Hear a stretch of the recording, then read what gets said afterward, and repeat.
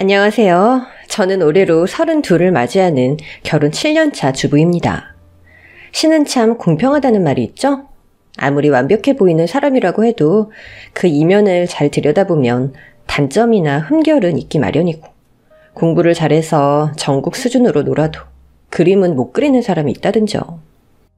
물론 제가 그렇게 멋지고 완벽한 사람이라는 뜻은 아닙니다. 오늘은 저의 결혼 이야기, 그리고 저의 시댁에 관한 이야기를 다른 분들과 공유하고 싶은 마음에 사연을 보내게 되었어요. 그러니 사실 완벽해 보이는 그 이면에 숨은 추악함과 부족함이란 제 시댁에 관련된 이야기가 되겠네요. 저희 가족은 제가 아주 어릴 때부터 외할머니, 엄마, 그리고 저 이렇게 세 분이었어요. 외할아버지는 제가 태어나기도 전에 돌아가셨고, 아빠도 제가 아주 어릴 때 돌아가신 탓에 기억도 희미합니다.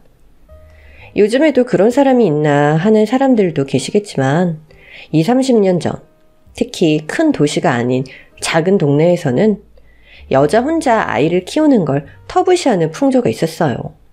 거기에 2대에 걸쳐 모두 남편이 일찍 죽고 말았으니 저희 엄마와 외할머니를 향한 손가락질은 다른 편모 가정에 비해 더욱 심한 편이었어요. 외할머니나 엄마와 함께 길을 다니다 보면 동네 어르신들이 딱 봐도 남편 잡아먹을 상이라며 대놓고 흉을 보던 것이 30이 넘은 지금도 생생하게 기억날 정도이니, 당시 저희 엄마와 외할머니가 받은 차별과 멸시가 어땠는지는 구구절절 적지 않아도 다들 상상하실 수 있을 거예요. 제가 태어난 곳이 아주 시골은 아니었는데도 불구하고 그런 나쁜 소문은 어찌나 빨리 돌던죠. 저희 엄마와 외할머니는 제가 아빠 없는 애 소리를 들으며 자라지 않게 하기 위해 최선을 다했지만 주변의 손가락질은 더욱 심해졌고, 거기에 사정을 잘 모르는 사람들로부터 들리는 편모 가정에 붙는 딱지들까지.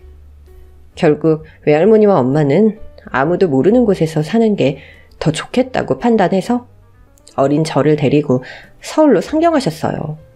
물론 서울에 왔다고 해서 한부모 가정, 여자들만 3대가 모여 사는 집에 관한 소문이나 편견이 사라지는 건 아니었지만, 그래도 할머니나 엄마는 차라리 아주 모르는 사람들이 그러는 게 마음이 편하다는 말을 입버릇처럼 하곤 하셨었죠.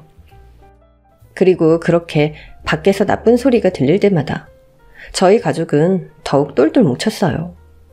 서울로 상경한 저희 엄마는 몸이 불편하신 외할머니와 한창 자랄 나이인 저를 부양하기 위해 파출부일을 시작하셨어요.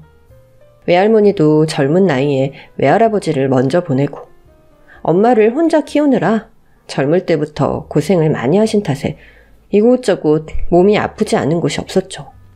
워낙 성격이 과묵하고 착하신 저희 엄마는 분명히 여자 혼자이므로 노인 1명과 아이 1명을 부양하는 게 쉽지만은 않으셨을 것임에도 하소연 한 번을 안 하시고 꿋꿋이 버티셨어요.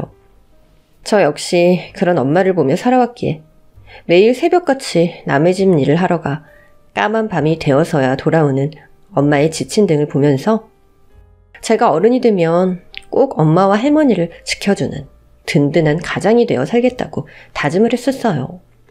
하지만 애석하게도 전 공부에는 별로 소질이 없더라고요. 사람마다 다 맞는 적성이 있고, 머리에 좋고 나쁨과 상관없이 공부도 적성이 맞아야 한다는데, 저는 공부가 도통 적성이 맞질 않았죠. 거기에 솔직히 우리 집 형편에 서울대 갈 정도로 머리가 좋은 것도 아니면서 대학을 가고 싶다 조르는 것도 철딱선이 없는 행동이라는 생각도 들었고요. 엄마가 열심히 일하면서 가족을 부양해 주신 덕분에 밥을 굶고 살 정도는 아니었어도 여전히 저희 집은 가난했으니까요. 엄마, 다음 주에 진로 상담 있는데 올 수 있어? 아, 벌써 그렇게 됐어? 아, 우리 딸이 벌써 앞길 걱정할 나이가 됐구나. 무슨 말을 해도 그렇게. 내가 사모님께 미리 말씀드려서 꼭 그날은 시간 빼놓을게.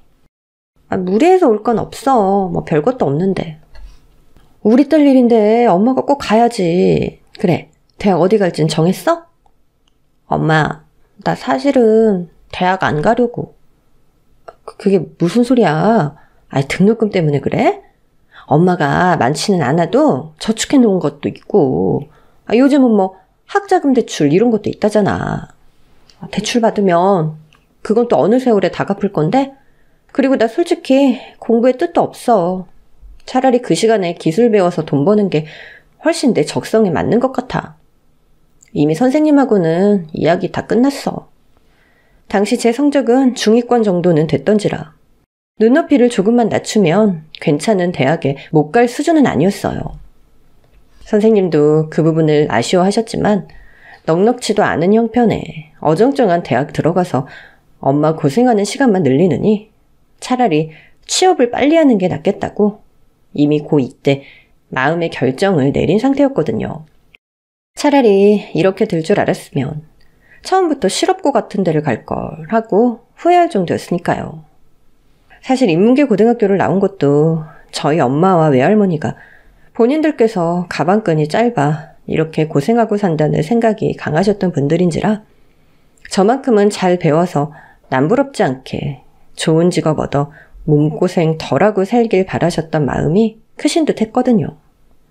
하지만 날고기는 아이들 사이에서 내세울 것도 없는 제가 괜히 시간과 돈만 까먹는 것보다는 이게 훨씬 현명한 판단이라고 생각했어요. 그날 엄마는 처음으로 눈물을 보이셨습니다. 제가 대학을 가지 않기를 선택한 것이 다 우리 집이 가난한 탓, 아빠가 없는 탓이라고 생각하셨던 것 같아요. 어렸던 저는 엄마를 무슨 말로 위로해드려야 하나. 그게 아니라 오롯이 나만의 결정임을 어떻게 설득시켜 드려야 하나. 그 오밤중에 깊은 고민만 하다가 결국 아무 말도 못했죠. 제가 좋아하는 일, 잘하는 일을 하면서 보란듯이 성공하는 모습을 보여드리는 게 10마디 위로보다 더 확실한 방법이라는 생각이 들었어요. 그렇게 전 고등학교 졸업 후 바로 진로를 결정했습니다. 당시 한창 바리스타 열풍이 불기도 했었고 저 역시 커피에 관심이 많았던지라 졸업하자마자 바리스타 학원에 등록하고 석 달 만에 자격증을 빠르게 취득해서 첫 직장에 취직할 수 있었어요. 처음에야 실수도 많았고 허둥대기 일쑤였지만 중고등학교 다니면서 방학 때 짬짬이 알바를 해본 스킬은 어디 안 갔는지 일머리도 바리스타로서의 기술도 나날이 늘어갔죠. 처음엔 좋은 학교 나와서 좋은 직업 얻어 좋은 신랑감을 만나길 바라며 걱정만 하셨던 외할머니와 엄마도 제가 길을 척척 개척해 나가는 것을 보시고는 안심하신 듯 했어요. 머리 쓰는 일만이 답이 아니라는 걸 전 10마디 말이 아닌 한 번의 행동으로 증명하고 할머니와 엄마에게 인정받을 수 있었던 거죠. 세상 누구보다도 소중한 저의 가족들이기에 엄마와 할머니의 인정과 응원만큼이나 저에게 중요한 건 없었으니까요. 저와 7살 차이 나는 지금의 신랑과는 그렇게 처음 매니저로 취직한 카페에서 만나게 되었습니다. 통역사 일을 해서 해외 출장이 잦았던 남편은 처음엔 저에겐 가끔 오는 손님 정도의 포지션이었어요. 나이 차이도 제법 나는 편이었는데다가 척 봐도 부티가 나는 사람이었기에 저와는 사는 세계가 완전 다른 사람이라는 생각에 부러워만 했었던 것 같아요. 그러던 어느 날 마침 손님도 없고 한적한 시간에 남편이 오랜만에 카페에 와서 커피 한 잔을 시켜놓고 책을 읽고 있는 걸 물끄러미 보다가 별 생각 없이 말 한 번 걸어본 것이 인연의 시작이었죠. 손님은 이 근처 사세요? 아니요. 왜 그러세요? 아니 꽤 자주 오시는 것 같길래요. 혹시 이 근처 사시는 분인가 해서요. 죄송합니다. 제가 괜히 혼자서 내적 친밀감을 느껴가지고 책 읽으시는데 방해했네요. 이 근처 사는 건 아니고 여기 커피 맛이 제 입맛에 잘 맞아서 시간 나면 꼭 들르게 되네요. 남편은 그렇게 말하며 부드럽게 웃었죠. 말하는 것에서 교양이 묻어나오는 사람이라고 생각했었어요. 그때 제 엉뚱한 모습이 호감형으로 다가왔던 모양인지 그 이후로 남편은 좀 더 자주 카페에 오게 되었고 개인적인 이야기도 나누는 사이가 되었죠. 제가 남편에 대해 알게 된 건 저보다 7살이 많다는 것, 제 예상대로 엄청나게 부유한 집안에서 자랐다는 것, 그리고 저와 마찬가지로 아버지가 일찍 돌아가셨다는 점이었어요. 아마 어릴 때 아버지를 여의었던 점이 공통점으로 작용해서 더 빨리 가까워질 수 있었던 것 같아요. 그렇게 몇 달이 지난 어느 날의 일이었어요. 한 2주쯤 단골 손님이 보이지 않았던 때였죠. 여느 때와 같이 늦은 저녁에 가게 마감을 하고 퇴근하는데 익숙한 사람이 가게 앞에서 기다리고 있더라고요. 주희씨, 나랑 데이트할래요? 네? 주희씨하고 나이 차이도 있고 나도 많이 고민했어요. 주희씨는 한참 반짝반짝할 나이인데 나 같은 아저씨랑 엮여도 되는 건가 싶어서. 근데 밝고 활기찬 주희씨 모습 볼 때마다 설레고 욕심나고 그래서 용기 내보기로 했어요. 남편은 지금 당장 결론을 내달라는 게 아니라 자기에게 데이트할 기회를 한 번만 달라고 했죠. 그렇게 저희는 교제를 시작했고 너무나도 다정하고 좋은 사람인 남편이 저도 욕심이 나기 시작했지만 배경의 차이라는 것을 무시할 수가 없었기에 큰 마음 먹고 남편에게 저의 속사정을 모두 털어놨어요. 아버지도 외할아버지도 일찍 돌아가신 것, 그 때문에 받아왔던 주변의 손가락질과 편견, 소문들에 관한 이야기, 그리고 남편과 하늘과 땅만큼 차이 나는 집안 수준 같은 이야기들을 모두 이야기했어요. 여기서 더 진지해지기 전에 솔직히 다 말씀드려야 할 것 같았어요. 저한테 실망 많이 하셨죠? 난 솔직히 주희씨 처음 봤을 때 사랑 듬뿍 받고 자란 외동딸 타입이라고 생각했어요. 성격에 구김살도 없고 늘 생글생글 웃는 게 에너지가 넘쳐서 좋았거든요. 그럼 역시 내가 사람 보는 눈은 있다니까요. 네? 그렇게 어려운 환경에서도 주희씨를 이렇게 멋지고 예쁘게 좋은 사람으로 키워내신 분들이니까 주희씨의 할머니와 어머님은 정말 대단하고 현명하신 분들이라는 생각이 들어요. 주희씨 이야기를 들으면 들을수록 마음이 더 굳어지네요. 저랑 결혼을 전제로 만나줄래요? 남편은 7살이나 어린 저에게 꼬박꼬박 존대를 써주며 저를 존중하고 아껴주는 사람이었어요. 말 그대로 교양 있는 사람이었죠. 그날 남편이 조근조근한 목소리로 해주는 이야기를 듣고 얼마나 많이 울었던지 몰라요. 그렇게 제 나이 25, 2년의 연애를 하고 요즘 시대에는 꽤 이른 나이라고 할 수 있는 나이에 결혼을 하게 되었어요. 하지만 역시 세상은 제가 생각하는 것처럼 호락호락하지 않았어요. 예비 시부모님을 처음 뵙는 상견례 자리에서부터 문제가 생겼거든요. 남편은 저와 결혼 이야기가 오가기 시작할 때부터 종종 저희 엄마나 외할머니를 만나 식사도 하고 이런저런 이야기를 하며 안면을 텄지만 시부모님은 도통 뵐 수가 없었거든요. 제가 어머님은 언제쯤 뵙는 게 좋을까요? 하고 물으면 남편은 조금만 기다려줘요 하면서 어쩐지 어머님께 인사드리는 것을 내키지 않아 하는 것 같았었는데 상견례 자리에서 어머님을 뵙자마자 그 이유를 알 것 같았죠. 안녕하세요. 처음 인사드립니다. 전 지호 씨랑 만나고 있는 강주희입니다. 어머, 혹시나 했더니 역시나네. 네? 아니, 이야기 들어보니까 외할아버지, 아버지 다 일찍 여의고 여자 3대가 같이 산다고 들었는데? 네, 맞습니다. 어쩐지 생긴 것도 3대가 똑 닮아서 드세게 생겼네. 어쩜 외모부터 팔자까지 다 외탁을 했나 보네. 어머니, 그만하세요. 할머님도 계신 자리에서 왜 이러세요? 어머머, 얘 눈 부라리는 것 좀 봐. 이래서 아들 자식 키워봐야 아무 소용 없다더니 여자 생기니까 애미 키워준 은혜도 모르고 지 여자부터 감싸고 든다니까. 어머니, 품위 좀 지켜주세요. 내 품위를 네가 왜 찾니? 언제부터 애미 생각해줬다고. 주희씨, 잘 들어요. 난 솔직히 이 결혼 추워도 찬성할 마음이 없었어요. 그런데 지우 얘가 결혼 허락 안 해주면 인연을 끝내 만회하며 난리도 그런 난리가 없을 정도로 때를 써대서 어쩔 수 없이 이 자리에 나온 거야. 솔직히 고등학교밖에 못 나온 학벌인데다가 직업도 뭐? 바리스타? 영어로 표현하면 뭐 있어 보여? 물장사는 하는 거지. 거기에 외할머니부터 엄마까지 2대가 다 남편이 객사해서 아들도 못 낳고 딸 하나만 나와서 키웠다면서? 우리 집 손이 귀한 집이야. 누구 아들 인생을 조지려고 함부로 수저를 얹으려고 해? 네가 네 엄마나 외할머니처럼 네 남편 잡아먹지 말란 법 있어? 숨도 안 쉬고 속사포처럼 뱉어내시는데 저는 무슨 랩이라도 하시는 줄 알았어요. 어찌나 경황이 없고 당황스럽던지 제대로 알아들을 수도 없을 정도로 빠른 말에 입만 벌린 채 어버버거리고 있으니 예비 시어머니가 세기를 박으시더라고요.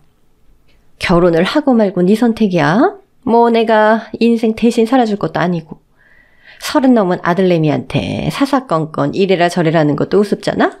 근데 결혼을 굳이 해야겠다면 이거 하나는 알아둬요. 이 집에서 며느리 대우? 그런 거 기대하지 마. 사람 대접이나 해주면 감사한 줄 알라고. 어머니, 제발 그만 좀 하세요. 아유, 얘는 왜 소리를 지르고 그래. 호러미 가정에서 못 배워먹은 여자랑 어울리더니 너도 닮아가니? 참지 못하고 가장 먼저 벌떡 일어난 것은 남편이었습니다. 남편은 사색이 된 할머니와 엄마를 챙겨 저와 함께 상견례 장소를 나왔어요. 정말 엉망진창인 하루였죠. 엄마와 외할머니는 시댁 사모님 뵙는 날이라고 없는 형편을 신경 써서 아침 일찍 미용실에 가서 꽃단장까지 하고 오셨는데 말이에요. 정말 죄송합니다. 어머니가 저런 분인 줄 알아서 제가 계속 차일피일 미뤘던 건데 그래도 저 믿어주세요.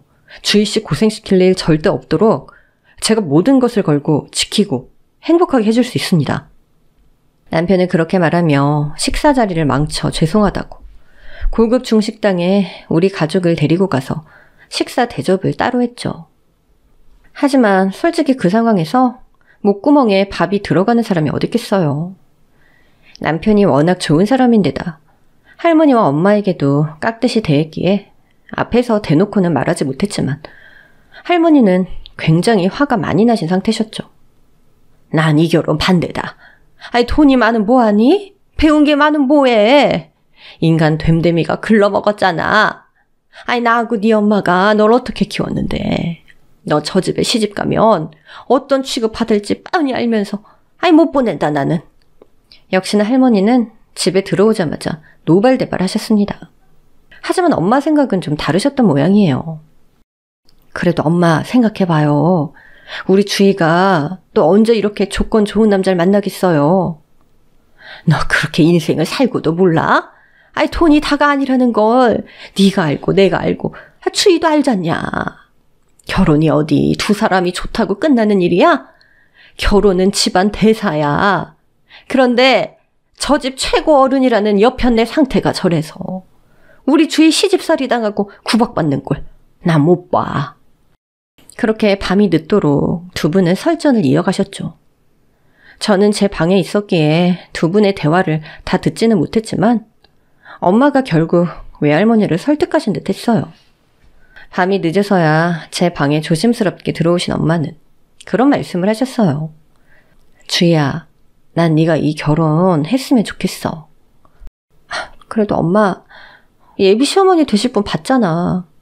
나만 무시당하면 괜찮은데 엄마랑 할머니까지 무시하고 거기에 돌아가신 아빠랑 외할아버지 이야기까지 꺼내서 모욕 주는데 난 잘 모르겠어. 내가 당하는 수모는 괜찮지만 우리 가족을 멸시하는 건 나도 못 참아. 주희야, 그래도 유서방이 널 얼마나 끔찍이 아끼니. 유서방이 네 할머니랑 내 앞에서 약속까지 했잖아. 무슨 일이 있어도 널 지켜주겠다고. 믿어보자, 응? 엄마, 솔직히 말하면 네가 언제 또 유서방 같은 남자를 만나겠어. 물려줄 것 하나 없이 고생만 시키고 살아온 게 엄마는 너무 한이래. 이 엄마랑 할머니 걱정 같은 건 하지 말고 네 인생 두 발 쭉 뻗고 사는 거. 그게 할머니랑 엄마 소원이야. 응? 난 네가 엄마나 할머니처럼 또 고생하고 사는 걸 못 봐. 엄마가 그렇게까지 말하는데 저도 더 고집을 피우기도 어려웠죠. 거기다 남편에게 우리 관계를 다시 생각해봐야겠다고 말했더니 남편은 남편대로 또 저에게 10분에 한 번씩 메시지며 전화를 해대면서 자기가 정말 잘할 테니 우리 둘만 생각해달라고 계속 설득했어요. 그렇게 결국 저는 결혼을 하게 되었습니다. 남들은 생애 가장 행복한 날이 되어야 할 결혼식. 전 식장에 입장하기도 전부터 걱정거리만 태산이었죠. 그리고 우려는 현실이 됐어요. 시어머니는 제가 시댁에 들어가 살기를 바라셨지만 남편은 그랬다가는 제가 식모살이나 하게 될 것이라는 걸 누구보다도 잘 알았기에 시어머니의 말을 듣지 않고 친정에서 최대한 가까운 곳으로 신혼집을 마련했어요. 거리가 멀면 괴롭힘도 없을 거라고 생각했던 거죠. 하지만 그건 정말 아니라 생각이었습니다. 시댁 식구들의 횡포는 정말 무엇을 상상하든 그 이상이었거든요. 시댁에서 남편은 유일한 남자였어요. 아버지가 일찍 돌아가시고 가족은 남편과 5살 차이가 나는 누나와 시어머니 뿐이었고 남편의 직업이 통역사이다 보니 해외 출장이 잦은 편이었죠. 남편은 결혼 전 저희 가족에게 약속한 것처럼 늘 최선을 다해 절 보호해 주었고 결혼 전보다 더 다정하고 멋진 남편이 되어주었지만 남편이 해외 출장을 간 사이에는 절 보호해 줄 사람이 없었습니다. 시누이와 시어머니는 남편이 출장 간 사이를 틈타 신혼집에 찾아와서 온갖 행패를 부렸고요. 솔직히 말해 전 시어머니보다 시누이가 더 어려웠어요. 저와는 띠동갑 차이라 사실상 언니가 아닌 이모뻘이나 다름없었는데다가 혼내는 시어머니보다 말리는 시누이가 더 밉다고 대놓고 싫은 소리는 안 해도 은근슬쩍 교양 있는 척 사람 돌려가는데 정말 기재였거든요. 어머어머 얘 좀 봐. 얘 너 꼴에 가좀 묻었으니? 전 괜찮다고 했는데 유서방이 그렇게 하자고 해서 어머 얘 너 남편 탓하는 기술이 날이 갈수록 좋아진다? 그따위 버릇 누가 가르치든 네 엄마가 가르치든 아무튼 이래서 못 배운 것들은 이거 뭐야? 이거 내가 사려고 했던 백인데? 유서방이 출장 다녀오는 길에 사다 줬어요. 전 괜찮다고 했는데 형님 마음에 드시면 가져가세요. 내가 지호한테 무슨 욕을 들으려고. 혹시 너 일부러 그러는 거야? 가족 사이에 이간질 시켜서 틀어지게 만드는 것이 목적인가? 무슨 말씀을 그렇게 하세요? 아니 그렇잖아. 지호가 결혼 전엔 엄마랑 누나를 끔찍이 생각하던 앤데 결혼 후엔 바쁘다는 핑계로 전화도 안 받는다니까? 우리 올케 너무 부럽다. 이게 바로 현실판 신데렐라. 인생 역전 아니겠어? 여기에 애까지 하나 낳으면 재산도 뽀조리 꿀꺽할 거고 나도 이렇게 돈 많고 나만 끔찍이 아껴주는 남자 만나서 손에 물 한 방울 안 묻히고 사는 게 꿈인데 이미 우리 집 스펙이 있다 보니까 눈높이에 맞는 남자 찾기가 너무 힘드네. 어머 얘 좀 봐. 얘 너 시어머니 보는 앞에서 올케한테 쌍욕이라도 하겠다? 어디서 눈을 보라려 싸가지 없는 년아. 이런 식이었죠. 남편이 출장 갈 때마다 시어머니와 시누이는 어디서 소식을 듣고 오는지 굳이 찾아와서 이런 식으로 사람을 정신적으로 괴롭혔습니다. 남들은 정말 결혼 잘해서 시집살이도 안 하고 가정부까지 고용해가며 내 취미생활하며 사는 데다 남편까지 해외 출장이 자주 있으니 정말 고생거리가 없겠다며 부러워했지만 솔직히 전 잦은 해외 출장으로 제 곁을 떠나 있는 날이 많은 남편이 밉고 서운하기까지 했었어요. 남편 잘못도 아닌데 말이죠. 또 출장이에요? 이번엔 얼마나 있다 와요? 글쎄 변수가 있기야 하겠지만 이번엔 2주쯤? 남들은 남편이 일 열심히 해서 돈 많이 벌어다 준다고 부럽다고 하지만 난 당신하고 더 많은 시간을 보냈으면 좋겠어요. 나도 당연히 같은 마음이야, 여보. 하지만 장모님과 외할머님께 약속한 걸 지키기 위해서 또 당신 고생 안 시키고 호강시켜주기 위해서 열심히 일해야지. 언젠가 우리에게 내려올 천사를 위해서라도 더더욱. 그러지 말고 이번에 출장 다녀오면 한동안 오프일 것 같은데 장모님이랑 외할머님 모시고 어디 여행이라도 다녀올까? 할머님 연세가 있으시니까 너무 멀리는 말고 제주도 정도면 딱일 것 같은데? 아니면 가까운 태국도 괜찮고. 시어머니와 시누이가 남편이 없을 때마다 찾아와서 무슨 짓을 하는지 제가 일일이 다 말한 건 아니었어요. 안 그래도 바쁘고 힘든 남편에게 그런 스트레스를 주고 싶지 않았거든요. 하지만 제가 말하지 않아도 대충 눈치를 채고 있던 남편은 예전보다 더 많이 저를 아껴주었고 더 신경 써줬어요.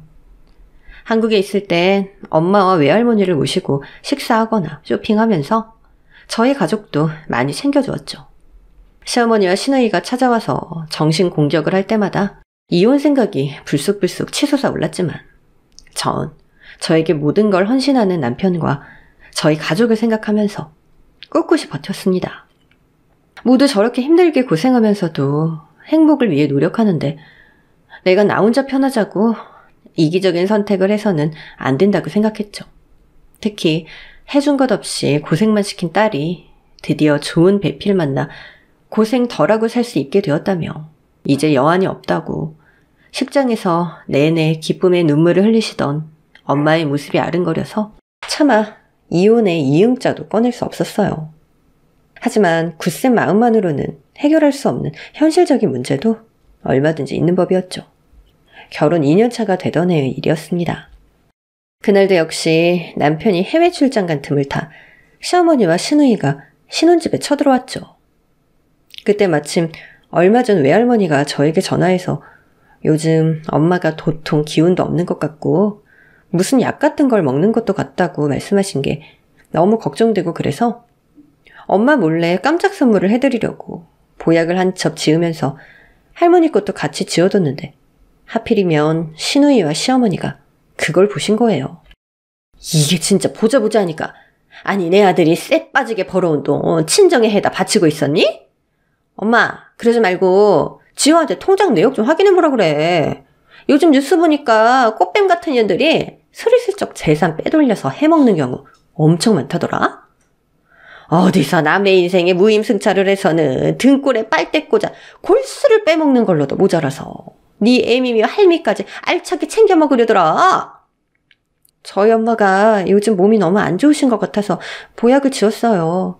많이 비싼 것도 아니고 유서방 허락은 당연히 먼저 받았어요. 이게 어디서 따박따박 말대꾸야. 지호도 그래. 지엄마한테는 비타민 하나 안 사주면서 장모의 외할머니까지 지 처가 식구들은 엄청 챙기네. 누나인 나도 걔한테 뭘 받아본 게 억만년은 된 것 같은데.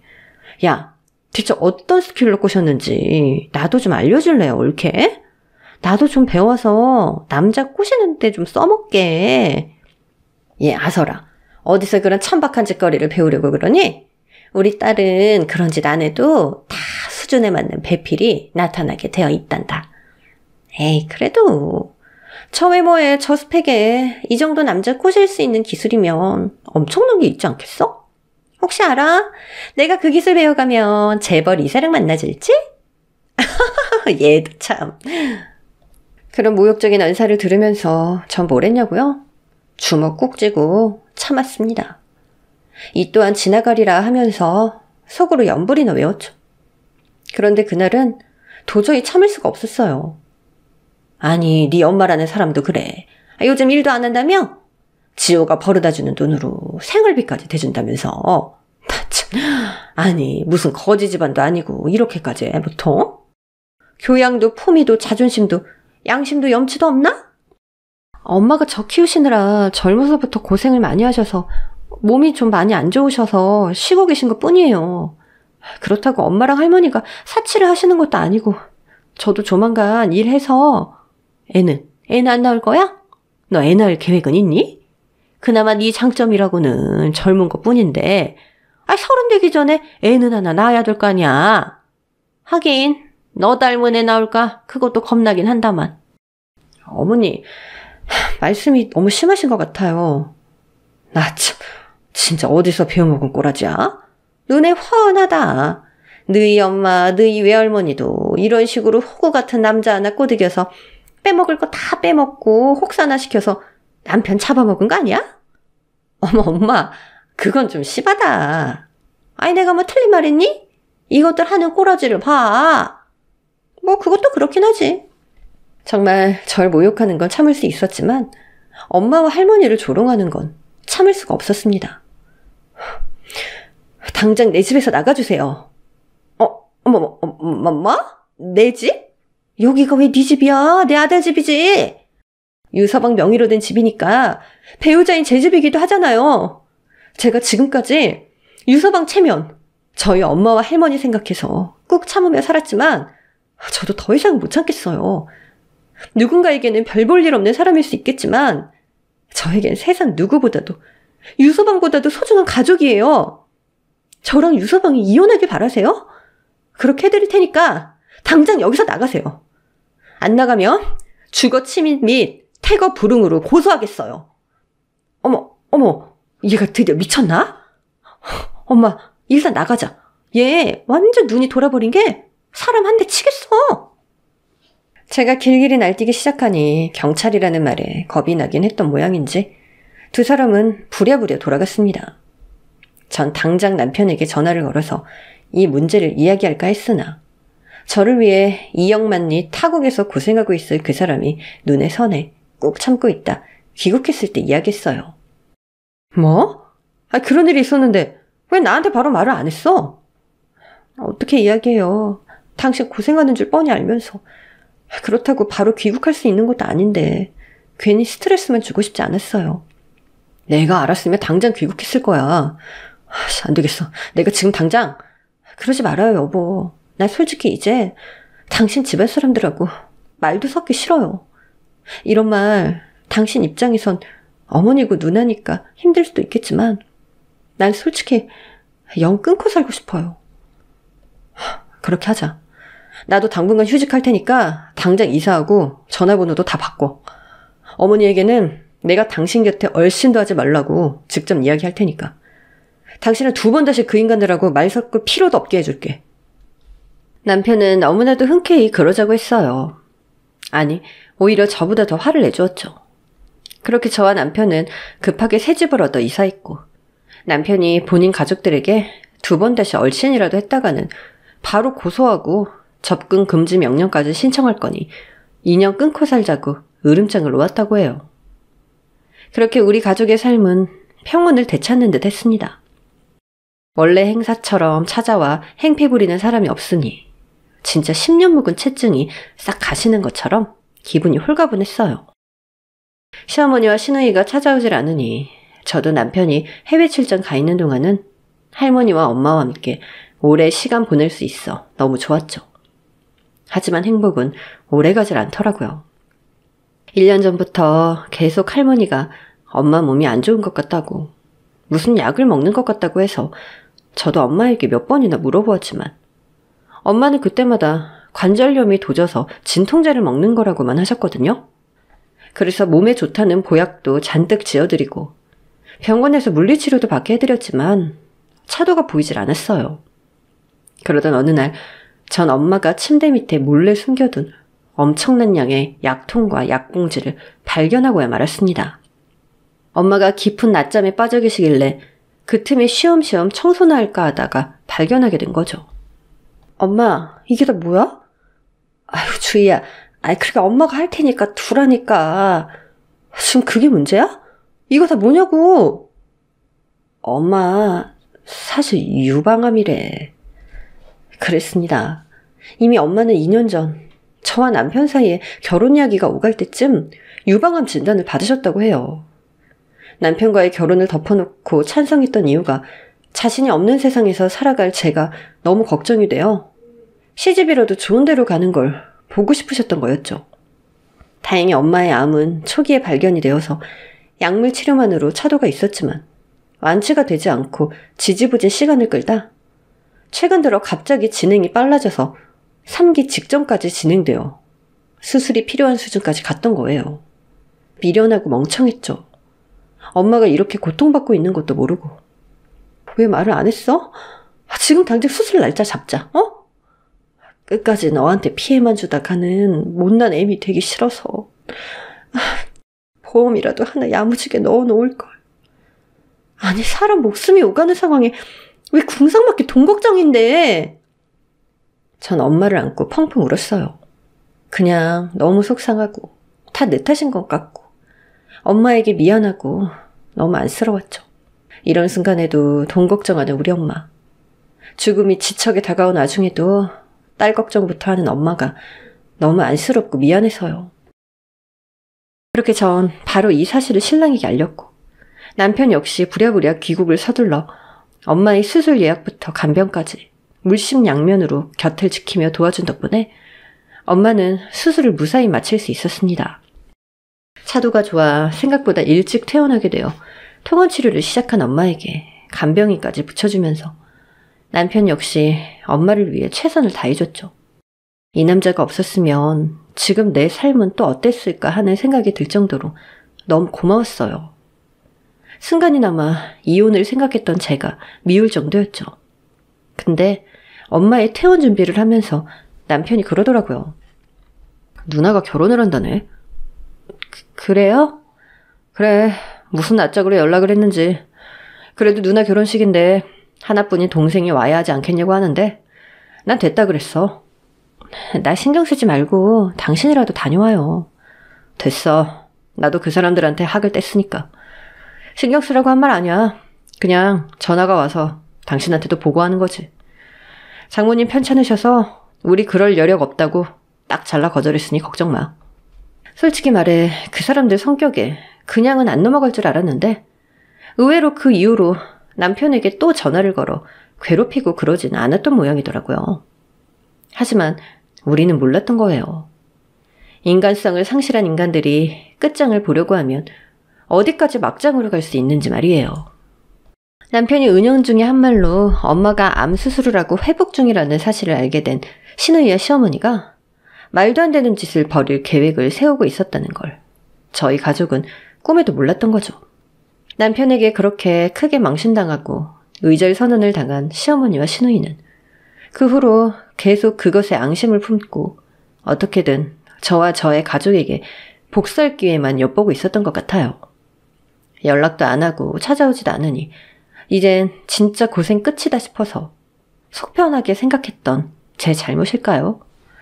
남편은 엄마가 통원 치료도 무사히 해내시는 것을 확인하고 다시 비행기에 올랐고 남편이 고용해준 간병인이 24시간 상주를 하고 계셔서 전 엄마 집으로 오가며 간병을 돕고 있었어요. 마음 같아서는 제가 상주하면서 돌보고 싶었지만 엄마가 한사코 그러지 말라고 하시니 엄마 마음 불편하게 해드리고 싶지 않아 출퇴근을 하고 있었죠. 그런데 어느 날 간병인에게 전화가 와서 받아보니 엄마가 아침에 갑자기 어딜 다녀오겠다고 하시길래 산책이라도 하시나 싶어 보내드렸는데 밤이 늦도록 안 돌아오신다고 하는 거 아니겠어요? 당황한 전 바로 엄마에게 전화를 걸었습니다. 그리고 충격적인 사실을 들어야만 했어요. 엄마, 지금 어디야? 이 시간까지 그 몸으로 어딜 간 거야? 너 모르고 있었니? 아니, 사돈 어른이 너한테 이미 말을 했다고 하셨는데. 사돈? 그게 무슨 말이야? 나 그 집안이랑 연 끊고 산 지 1년 넘었어. 뭐? 그럼 그게... 엄마, 무슨 일이 일어나고 있는 건지 이야기해줘. 정말 기도 안 차더군요. 엄마가 괜히 신경 쓰는 게 싫어서 엄마에게는 시댁과 연 끊었단 말을 제가 하지 않았었는데 그게 잘못이었나 봐요. 엄마가 암 수술 후 회복 기간에 들어갔다는 걸 알게 된 시누이와 시어머니. 아니 이것들이 이걸 이용해서 엄마에게 안갚음하려고 술을 썼던 겁니다. 엄마에게 전화해서 심증을 떠본 뒤 엄마가 사실을 잘 모르고 있다는 걸 이용해 지 딸이 결혼했는데 일손이 부족하다며 스몰 웨딩이라 남편 될 사람 쪽 고향에서 잔치를 벌일 거라며 엄마한테 사돈이 그래도 파출 부위를 오래 했으니 이런 일은 잘하시겠죠? 이미 며느리한테는 이야기 다 하고 허락받아놨으니까 와서 음식 좀 도우세요. 물론 일당은 드릴게요. 이랬다는 겁니다. 제 남편에게 팽당한 처지라는 건 꿈에도 몰랐을 저희 엄마는 괜히 거절했다가는 며느리인 제가 더 밉보여 괴롭힘 당할까봐 말도 못하고 아픈 몸을 이끌고 갔던 거예요. 당연히 제가 알고 있을 거라고 생각했으니 아무한테도 말을 안 하고 간 거죠. 더 기가 찬 건 따로 있었습니다. 하루만 도우면 될 줄 알고 갔더니 무슨 망할 놈의 잔치를 3일이나 한다면서 엄마를 붙잡아둔 데다가 수고비랍시고 5만 원짜리 하나를 쥐어주었다고 합니다. 그것도 3일분 일당을 선불로 줬다면서요. 진짜 미친 거 아닌가요? 정말 입에서 온갖 쌍욕이 다 나오는데 엄마 앞이라 참았습니다. 일단 알았어 엄마. 내가 데리러 갈 테니까 그 미친 인간들한테는 나랑 통화한 거 이야기하지 마. 주희야, 뭘 어쩌려고 그래. 눈에는 눈, 이에는 이 아니겠어? 전 전화를 끊자마자 이 사실을 바로 할머니께 먼저 말씀드렸어요. 연락을 받은 남편도 노발대발하며 귀국을 서두르겠다고 했죠. 할머니도 이를 부득부득 하시며 이 쌍것들 내가 당장 머리채를 다 뜯어서 땡중처럼 만들어 놓을 거야 하며 어찌나 화를 내시던지요. 그렇게 저와 할머니는 새벽같이 엄마가 알려준 시골 잔칫집으로 차를 몰고 갔습니다. 도착해서 보니까 정말 가관이더군요. 결혼잔치가 아닌 무슨 굿거리 판처럼 버리고는 신의 새남편이라는 사람은 백발이 성상한 할배더라고요. 전 차에서 내리자마자 빠른 걸음으로 척척 걸어가서 그 미친 여자들 앞에 떡하니 섰고 두 여자는 저를 보자마자 기겁하면서 처먹던 떡을 입 밖으로 뱉어내더군요. 어머 형님, 결혼하신다고 저한테도 말씀을 좀 해주시지 그랬어요. 그럼 제가 형님 동생이 힘들게 번 돈으로 혼수라도 비싼 거 하나 해서 보내드렸을 텐데. 어머, 네가 여긴 어떡해. 아니 이게 미쳤나? 아니 부르지도 않은 잔칫집에 감히 어디라고 안 불어와? 이래서 애비 없이 대충 배우고 자란 것들은. 그때였습니다. 소란을 듣고 저희 엄마가 구부정한 몸짓으로 새하얗게 질린 안색으로 손에 묻은 물기를 앞치마에 닦으며 저편에서 오시더라고요. 그걸 보자마자 폭발하신 외할머니가 시어머니 머리채를 잡고 마구 흔들기 시작했습니다. 이 쌍것들이 감히 내 딸을 이따위로 대해? 야 이년아, 네 딸만 중요하냐? 내 딸도 중요해. 똑같이 내 배 아파 낳은 내 딸내미 한평생 고생만 하다가 몸까지 아픈 내 딸내미를 니년들이 감히 어디 할 짓이 없어서 암 수술한 지 한 달도 안 된 환자를 데려와서 이 지랄을 해. 정말 8순이 넘어 숨만 쉬어도 여기 결리고 저기가 아프시다던 할머니가 그렇게 불같이 화를 내시는 모습에 저까지 경악했지 뭐예요. 저와 할머니는 저희 엄마가 아픈 몸으로 만들었을 음식들을 전부 다 뒤집어 엎어버리고 결혼잔치를 개판으로 만들었습니다. 주변에 있던 사람들은 이게 무슨 일인가 싶어서 남의 집 불구경 하듯 구경이나 하고 있고 시어머니와 시누이는 얼굴이 시뻘개져서 당장이라도 쥐구멍에 숨고 싶어 하더라고요. 통쾌했냐고요? 통쾌하기만 했을까요? 이 꼴이 나기 전 진작에 들어엎지 못해 이 일이 벌어진 것 같아서 엄마에게 너무 미안했어요. 저녁이 다 되어서야 도착한 남편 역시 질질 짜고 있는 두 여자 앞에 단호하게 나섰습니다. 사람은 고쳐 쓰는 거 아니라고 하더니 어떻게 이렇게까지 하실 수 있어요? 장모님 편찮으신 거 몰랐던 거 아니잖아요. 정말 모른 척하지 않고 키워준 은혜 저버리지 않으려고 노력했는데 이젠 저도 도저히 못 참겠습니다. 전 제 가정을 지키기 위해 살겠어요. 두 번 다시 돌아가시는 그날까지 별일 없을 겁니다, 어머니. 남편은 그렇게 비장하게 말하고는 엄마와 할머니를 모시고 저와 함께 다시 서울로 돌아왔어요. 후에야 들은 이야기지만 사실 시어머니는 남편의 친어머니가 아닌 계모였다고 해요. 원래부터 몸이 약했던 친어머니가 남편을 낳고 얼마 안 되어 돌아가시고 아이에게 엄마가 필요할 거라는 생각에 아버님께서 재혼을 하셨으나 아버님마저 사고로 일찍이 돌아가시는 바람에 계모의 손에서 자라게 된 거였죠. 시누이 역시 시어머니가 재혼하며 데리고 온 딸이었기에 피 한 방울 섞이지 않은 사이라고 하더라고요. 사람 됨됨이가 좋지 않은 건 옛날부터 알았지만 그래도 딱히 학대하며 키운 건 아니기에 도의는 지키며 살려고 했는데 도저히 안 되겠다고 말하는 남편의 모습이 얼마나 서글퍼 보이던지요. 그리고 남편은 새로 구한 지 오래되지도 않은 집을 다시 내놓고 이민 준비를 시작했어요. 사람은 고쳐 쓰는 것이 아니니 저 인간들이 언제 또 나쁜 마음 품고 찾아올지 모른다고 다시는 찾을 수 없는 곳으로 가자고 말이에요. 그렇게 저와 남편은 엄마와 할머니까지 모시고 미국 캘리포니아로 이민을 왔습니다.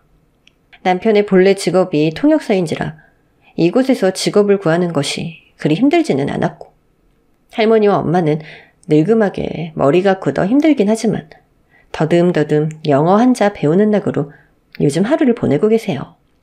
저요? 저도 좋은 소식 2가지가 있어요. 하나는 올가을에 드디어 기다리던 첫 아이를 만날 수 있다는 사실과 이곳 캘리포니아에서 작은 카페를 하나 차릴 계획을 세우고 있다는 거예요. 아, 얼마 전에 여기 번호는 또 어떻게 알았는지 그 인간들에게 전화가 오긴 했었어요. 남편이 전화 받는 것도 짜증난다고 하길래 제가 대신 받아서는 제가 그동안 당했던 서름 그대로 쌍욕으로 되돌려주고 대답도 듣지 않고 끊어버렸지만요. 참 인간들이 포기도 모르고 반성도 모르죠? 이영만리 타국에서의 이민 생활이 늘 순탄한 건 아니지만 우리 가족은 오늘도 각자의 위치에서 최선을 다하고 있습니다. 할머니와 엄마, 그리고 남편과 태어날 우리 아기까지.